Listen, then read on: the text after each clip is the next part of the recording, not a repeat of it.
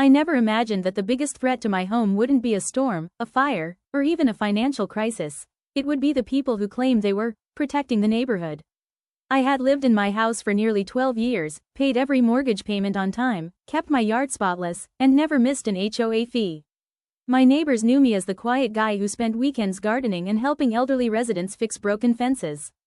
So when I came home one Friday afternoon and found a bright orange notice taped to my front door stating that I had 72 hours to vacate the property due to an emergency reassignment order, I honestly thought someone had played a terrible prank.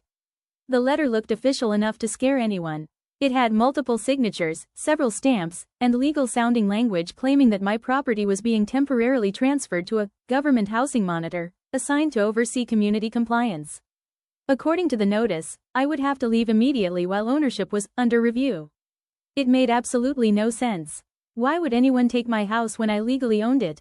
I called the phone number listed on the notice, and a woman answered in a cold, rehearsed voice. She claimed the HOA board had coordinated with a special government housing representative who needed immediate accommodation because of an important neighborhood inspection project. She told me resisting the order could lead to legal consequences and even police involvement. The confidence in her voice almost made me question my own understanding of property rights. I spent the evening reading every document I had signed when I bought the house. There was absolutely nothing giving the HOA authority to remove me from my own property. Still, I couldn't ignore how official everything looked. The next morning, I went to the HOA office to demand an explanation. Sitting behind the front desk was the HOA president, a woman everyone in the neighborhood quietly referred to as Karen, because she loved acting as if every street belonged personally to her. She smiled the moment I walked in, but it wasn't a friendly smile. It was the smile of someone who believed she had already won. She calmly explained that my house had been selected because of its location and size, making it the most appropriate residence for a government monitor who would supposedly be living in the neighborhood for several months. I interrupted her and reminded her that it was my private property.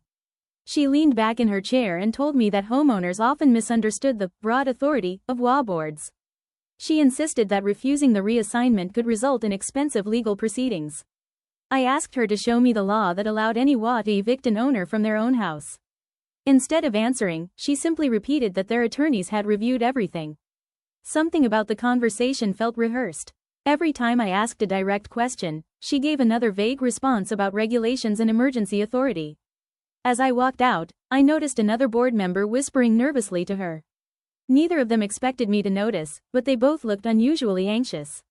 Instead of packing my belongings, I decided to investigate.